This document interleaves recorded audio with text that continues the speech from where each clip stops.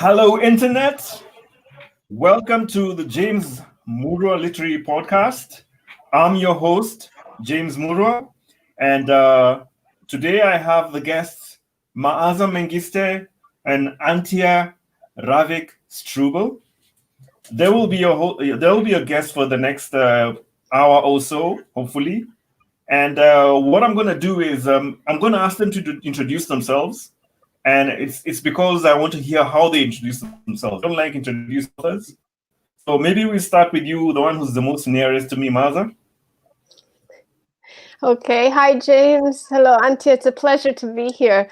I am a novelist, James. I am also a nonfiction writer, but I would call myself a historical novelist and a researcher, because most of my novels require a lot of research.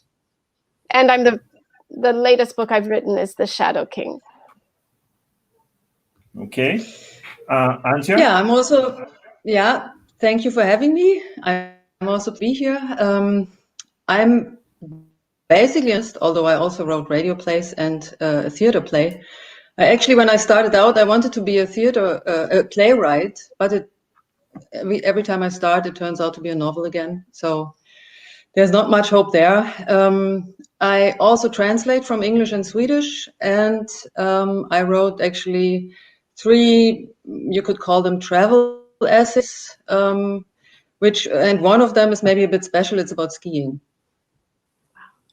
Okay. So both of you have more than one novel. You've been in the game for a minute. And first of all, Maaza, I have to ask you, have you recovered from Barack Obama tweeting your... Kind of, yes. It's helped me actually in these days after the elections in the US. It still gives me some hope. So I'm holding on to it. Okay, so we're in the house with somebody who gets tweeted by Barack Obama. Antje, have you been tweeted by Angela Merkel or anybody that we need to? Actually, I'm not tweeting, so I don't know. Messages don't reach me. Yeah, you're those writers that don't do social media. Exactly.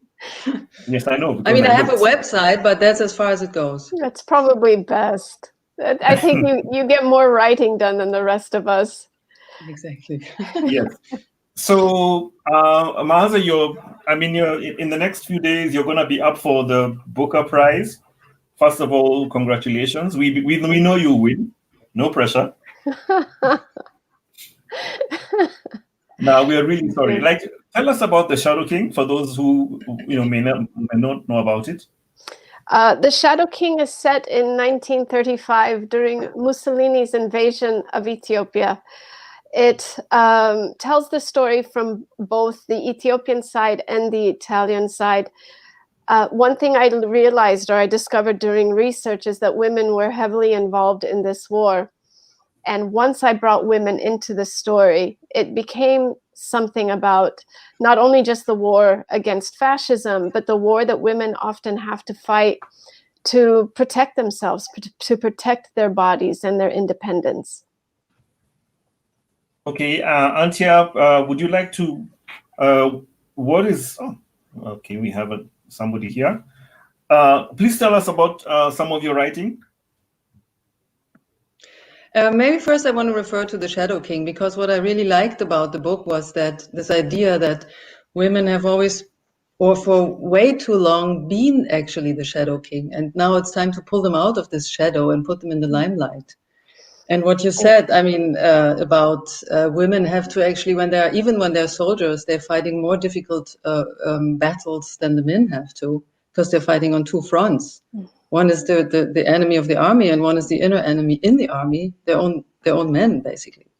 So this was interesting to me, especially also because I'm just now translating an essay by Virginia Woolf, one of her political essays called 3 Guineas, and she deals with the question of, or with the connection between masculinity and war.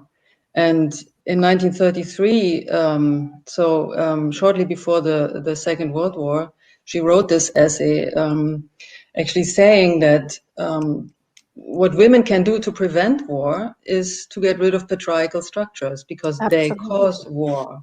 And this is, at this time, of course, very visionary. And so that's why I found this interesting to read. Thank you so much. That's very generous. Yes. So, Antje, I mean, your first novel was Offene Blende. Offene Blende. Have I got that right? It's like Open Shutters, exactly, yeah. Open That's Shadows. a long time ago. I wrote that I published it. It's published in 2001, so it's a long time ago.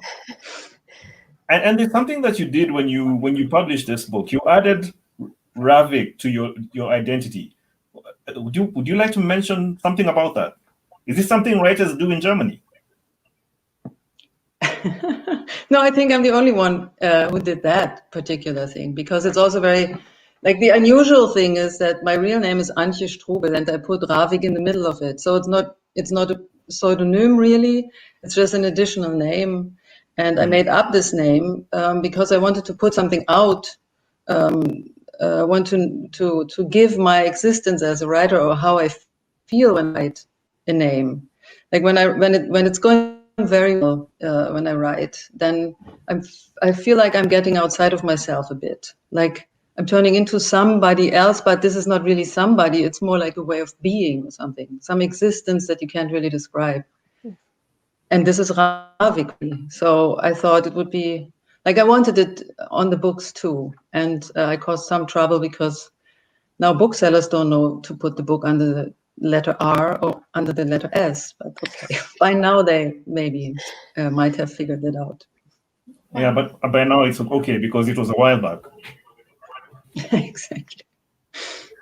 Maaza, have you had any issues with identity in the period that since your first book came out? Well, there have been a few, but actually I'd like to ask Antje, what does Rávik mean? Does it have a special meaning for you? No, I wanted it actually to have no meaning, to just have a certain sound, and the sound resembles in a way my feelings in this kind of being outside of myself. How wonderful. But it has to do, of course, also with naming something, that as me naming something, because when you publish, you always get labeled, or you get you get a name or a label or a category from outside. So I wanted to put something out before it comes at me, something from outside. That's really interesting, and that goes right into James' question about when I first published. The booksellers, they have to categorize your book. I was technically American writer. I live here. I'm an American citizen, but my book is Ethiopian. And I would find sometimes that I would be moved into African section, or I would moved into the general literature section. Sometimes they would put me in the Egyptian section, which I thought was always interesting. There was one other writer, Dina Mengistu, who had published a couple of years before me. And when I would go to bookstores for readings or to sign books, they would bring Dina's book out instead of mine. So there were all these confusions that were happening, being an Ethiopian writer and being the second to be published so widely. They really couldn't tell us apart or our books apart, and they weren't sure how to categorize this. And 10 years ago, I think that we were having all these discussions about what is an African writer, and I got very bored with those discussions, and I find them redundant and not really inspiring at all, because we will constantly have these questions, and it will always come down to, well, it's whatever the writer calls themselves, and we just need to move on, and people just need to read our books. Yeah, that's the problem with labeling. Ladies, you can ask questions as well. Don't be shy. Yeah, I wanted to add to that. I think there's always, like, the problem with labeling is it makes you visible in a certain way, but it makes you invisible in another way. So it limits you. And it happened to me too, because I come from East Germany. So in the beginning I published, I was, of course, always the East German author. And it became a bit ridiculous when, I don't know, my fourth book, I think, didn't have anything to do with East and West Germany. Like my earlier books deal with friction between East and West and the problems, how can people from two totally different worlds now finding themselves in one world get along and all these things. But then my book was dealing with totally different questions. And then one reviewer read this book with the lens of East German topics. And out came a totally ridiculous review because it had nothing to do with East Germany. So it narrows the perception of a book and narrows the perception, of course, of me as a writer and of you too. But actually, I wanted to ask you, are you expected now to only write about Ethiopian topics? I think that might be the general perception, that this is what I will do. It's not a limitation or any kind of expectation I've put on myself. I've been writing what interests me. So who knows? Before I was writing about the revolution in Ethiopia or this book, I was writing short stories, which I don't think they got published, but I was working on a book about jazz musicians in Los Angeles, completely different. So, and it's still something I'm interested in. Who knows what will happen next, but I think people expect it because they feel safer in knowing what to expect from other people, what to expect from writers, but it's not, we'll see what happens. Yeah, but I do think it's expected. What about you? Antje, you said, I noticed you grew up in East Germany. Maaza mentioned this issue about being an African writer, whether you live in Africa, whether you live in diaspora, whether you write in English, or do you have any of those kind of hang-ups apart from the East-West issue in Germany? Apart? What do you mean? Like another label? I mean, there are all sorts of labels. Apart from the issue of, you grew up in Eastern Germany, and so there is that issue of the divide of, someone who grew up in western part of the country and eastern part of the country. Are there other divides or issues that a writer like yourself has to deal with? There are all sorts of issues. I mean, but it depends on what are we talking about. I mean, there are always there's also the issue of writing as an, of course, but I'm kind of tired of talking about that. That's of course a big deal. Same issue. But that's not limited to me. It's the same everywhere, I think. Yeah, I don't know. I mean, yeah, I have no. I can't. I mean, the reason I'm asking you this is because a lot of people on the continent of Africa, we have this issue where we think we are the only ones with the biggest issues that are happening over and over again.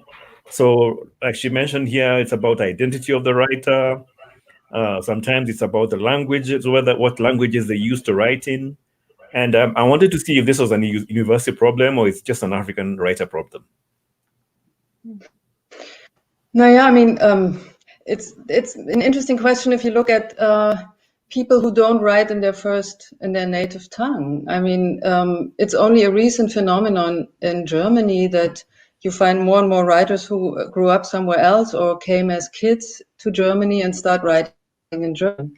And that, I think, opened up the German literary field a lot. Like, it enriched literature because, of course, it's a different influences you feel also in the German. There's one writer I can think of from Russia who plays actually with Russian in her text. There's a famous, but she has been writing in Germany for a long time, like a originally Japanese writer who plays with her language background in German. So it enriches the language and it enriches also the stories that we read about. But it's a rather new phenomenon, I have to say. Germany is very slow in that compared to the States, let's say. I know that the German publishing industry is arguably the biggest on the planet. I mean, it's the African community probably wants to borrow a few things from the Germans.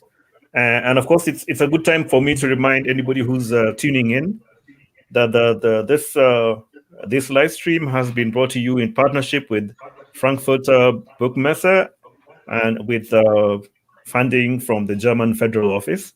I need to put that in there because they are the ones who are allowing us to do what you're doing here.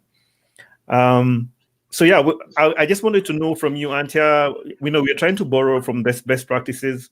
Would you like to describe the German publishing industry for us so we know how your industry works? Maybe we are more similar than we think, especially for a writer who's coming in. Yeah, I mean, I can tell you something that really helped me as a writer, that I really cherish how the things are in Germany. There are several components that make it possible to live rather okay as a writer, and which I don't find in other countries so much. First of all, there is this network of that is rather big. Like you find a lot of fellowships, stipends, prizes, residencies all over the country, and they're on all levels. Like you have these big prizes, two big major prizes: the Frankfurt Book Fair, the German Book Prize, and the Leipziger Book Prize, and they have an impact that also go across the border into other countries, have an impact on other countries. But then there are prizes on the regional level, or prizes, literature prizes for certain genres, for poetry, for crime, for short stories, also for beginners who begin to write for the first book. And there are lots of fellowships, like you can get a working fellowship. You have to apply for it, of course. You can get a residency in an art house or a literature house. You go there, stay for a couple of months, and get paid for. That helps a lot if you don't sell like hundreds and thousands of copies of books. That's very helpful. What else? And then I think what's very unique is also how the readings are organized. Like reading as such, I think is a very German thing. I mean, there are readings in the US, of course, I know, also in other countries, but not to this extent, and also not partly so well funded. Of course, there are a lot of bookstores who still organize readings, and they pay for it. I mean, I've heard from a writer in the US that they sometimes have to rent. I don't know how it is, but the writer is paid. The writer has to rent, not in Germany, but I heard from a friend in the US, they have to rent a bookstore in order to present their book, because it's considered to be commercial. In Germany, you get paid for it. They pay for the hotel, they pay for the travel costs, and they pay in honorarium. Of course, it depends, if you go to a small town, a small bookstore, they can't afford a big honorarium, but they still pay something. And then there are bigger bookstores or chains, they can pay more. Then you have literature houses in the big cities. All they do, or what they are supposed to do, is to get literature out into the public, present books, present writers. They have lots of programs. They also have writing programs. They have workshops. They have readings and all that. So this is, I think, a very important and well-funded, taxpayers' money funded network. And that I find unique. And the same goes actually for translators. Like in the last, 10 years, the awareness of the importance of translation also has grown. And there's also a well-funded network for translation and translators. Like translators can get funded for a certain project. Also publishing houses can get funded if they translate a book that comes from a language that's not so common, or it's not so, easy to sell maybe. So this is something that I think is very important, and also, I profit from it as a writer, of course. Maaza, I know that you're based in the US right now, but you actually are Ethiopian, and you have followed the industry back in Ethiopia. Do you want to tell us a bit about Ethiopia? Well, the Ethiopian literary industry is, there are writers there, there are poets there. There is, I believe, really an explosion of the arts, a renaissance happening in Ethiopia right now. But there is not really an ecosystem that supports writers. The writers are doing this on their own. There's books that my book had to be brought in from the UK into Ethiopia. There's not really there's the publishing industry. It is just beginning at this point to really start to grow. And I think that there are people there on the ground working to make that happen. I'm working with certain people to develop more of an outreach for these writers that are based in Ethiopia, and also bringing writers into Ethiopia to have discussions. And all of this is starting to come up. But Ethiopia's history has been a history of it's been literary. It has one of the oldest written alphabets, but it's also seen a series of civil wars and wars that have eliminated entire populations of educated people. The Italians came in 1935, and one of the things that they did was make sure that they killed all college-educated people. They wanted to strip that country of education, of any knowledge that would, create some level of greater resistance. The revolution in the 70s did the same thing. College students and high school students and people who were called the elite intelligentsia were wiped out, either through imprisonment or in exile. So again, it's growing. Now we have this generation that is coming up, and I think that there are real champions on the ground in Ethiopia doing this, and I'm excited and eager to help in any way that I can. I think I read about this civil war, the 70s in beneath the Lion's Gate. You brought it out there. And you actually were the editor for Addis Ababa Noir. How were you able to pull it off? Because if the system doesn't exist the way it exists in other parts of like in Germany, how are you able to pull it off? Well, the publisher is an American publisher.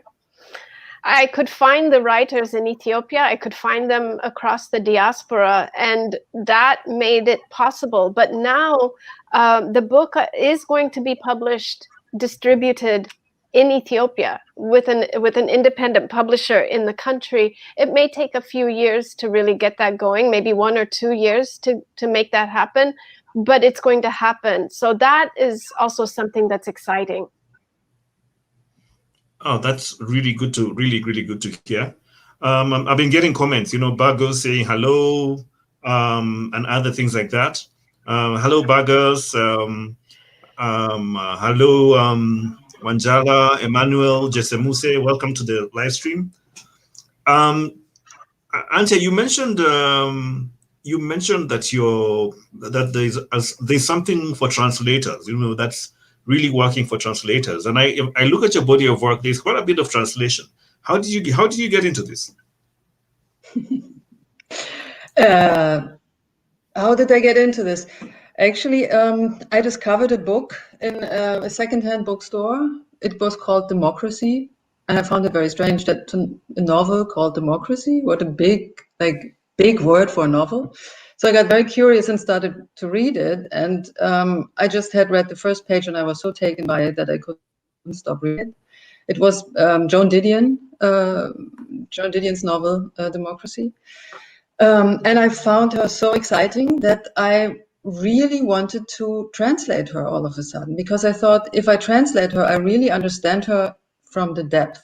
I understand what she's doing to achieve this, what I so liked in her writing, this precision and timing and rhythm and everything. And then I just found out that the rights to this famous Year of Magical Thinking were bought by Ullstein Publishing House here, and I asked them if I can translate it, and this is how I started. And since then, I was lucky enough to always being able to translate things that I really like, when I really am so excited about the text that I want to find out how it sounds in German when I bring it into the German language.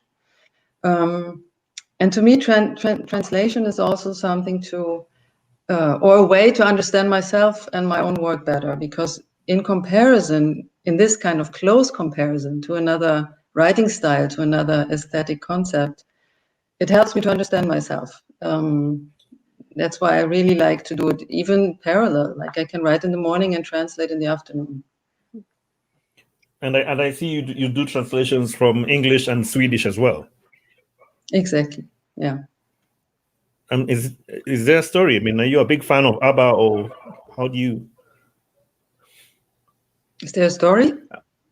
Yeah. Why Swedish? I mean, why not Romanian or Hungarian? Good question. I mean, I've been asked it quite a lot. Okay, you think English, everybody can speak English. That's why English is not the question here. Yes.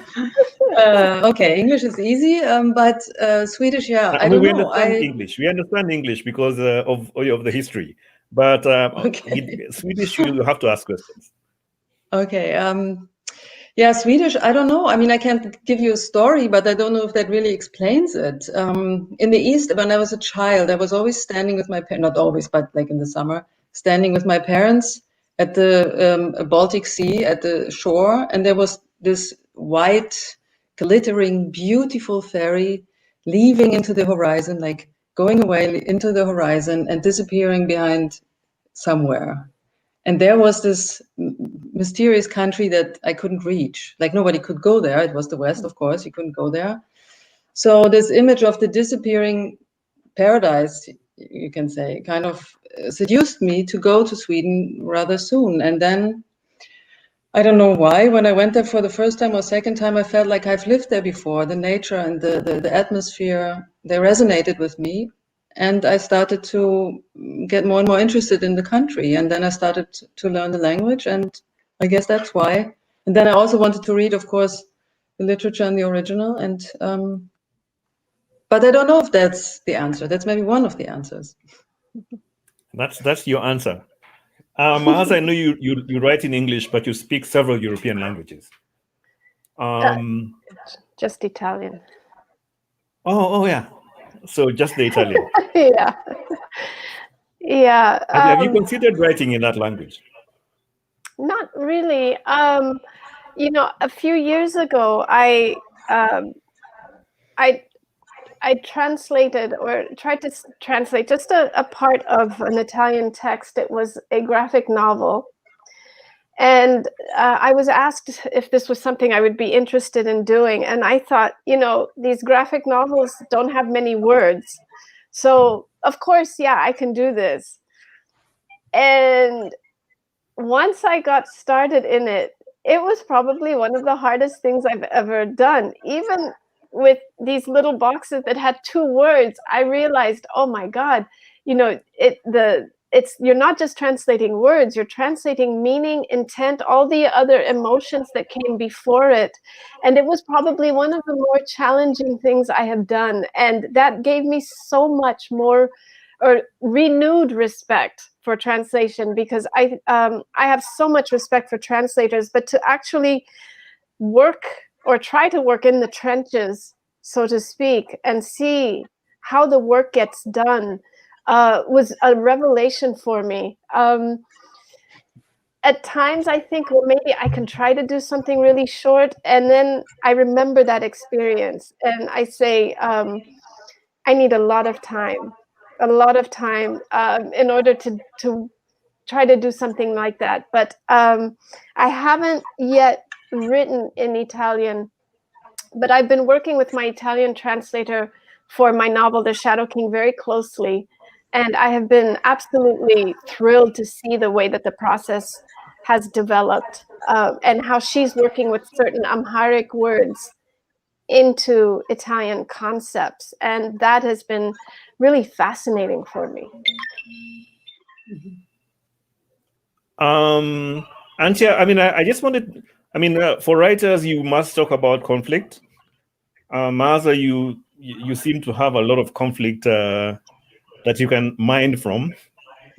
I'm interested, Antje, you have this wonderful novel, Tupolew 134, about a hostage situation that came out in 2004. And I'm just, please tell us about this novel, because it sounds really interesting. I started reading a bit about it. And, this is a very interesting conflict that I thought, you want to talk a little bit about. Yeah, of course.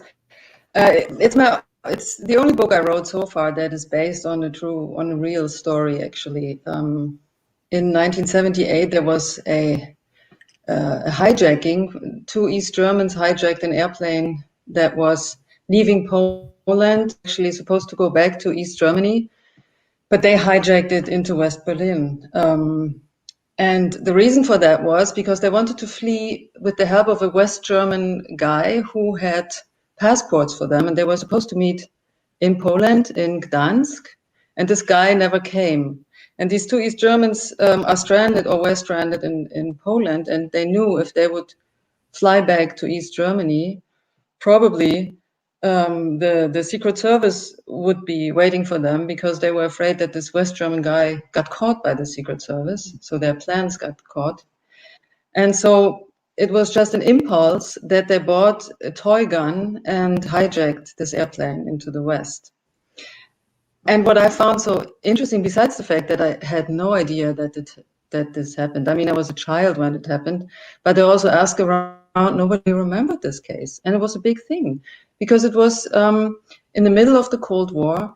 It was a huge conflict, actually, between the Soviets and the Americans, because they were both, they occupied Berlin on both sides.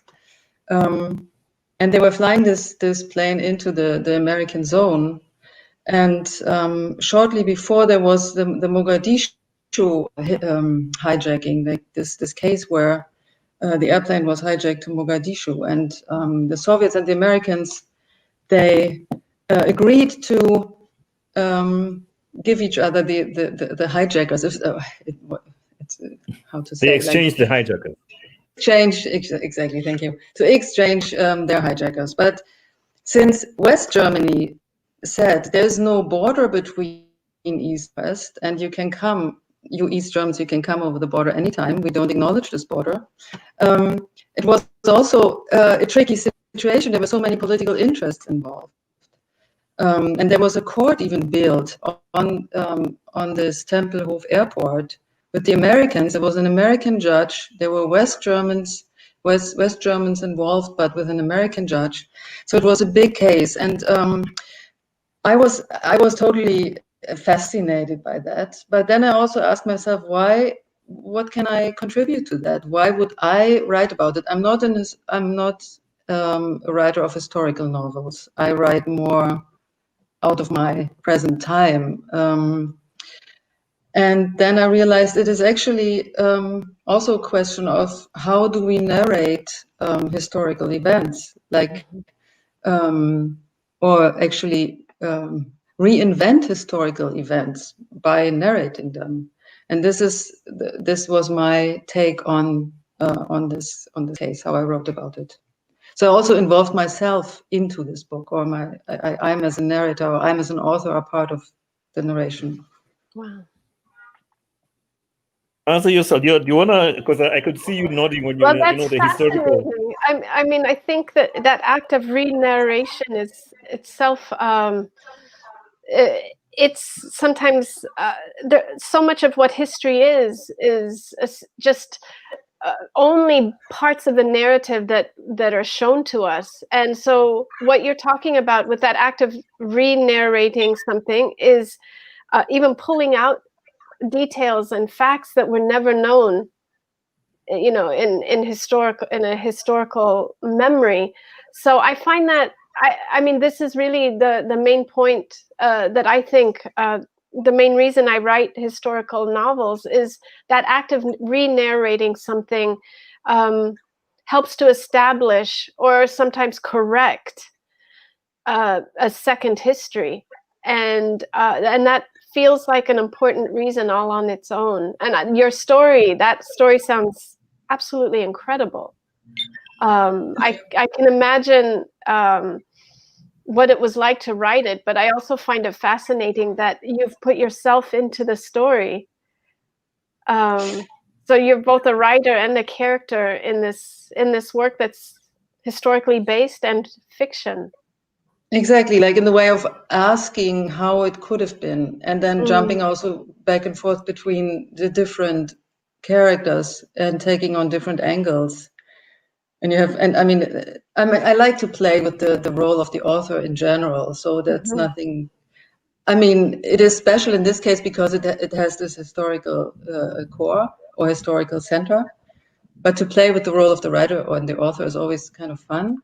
But here it's also like you have certain scenes and you tell them from different perspectives, and they turn into totally different scenes, and you have all these possibilities next to each other, and they're all true, but they're all limited true, and this is what I find interesting. But I mean, in a way, you also develop another or a second or third truth about something that is probably also already been written about, and now we have another version. Yeah, that's great. How was it for you, Maaza? Picking the places that you picked to be your historical narration. Picking the place to be my. How did you pick the points in history that you used? Oh, well. How did you pick the points in history that you wanted to narrate? It's the first novel, 1974, during the revolution, felt like an automatic, a very straightforward choice, because there were so many memories that I had of Ethiopia during those early years, and it was one of the reasons that my family had to leave Ethiopia. And I think it's often inevitable for all of us to sit down at some point in our lives and say, how did I get here? What took me? What were all the paths that took me to this place? And for me, it always led back to the revolution.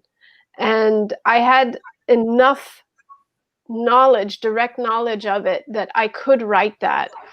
I had a sense that I wanted to write this story about 1935 as a novel, but I knew that I didn't know how to research yet. I didn't know how to write a book. I didn't know enough about writing, I felt, to tackle that.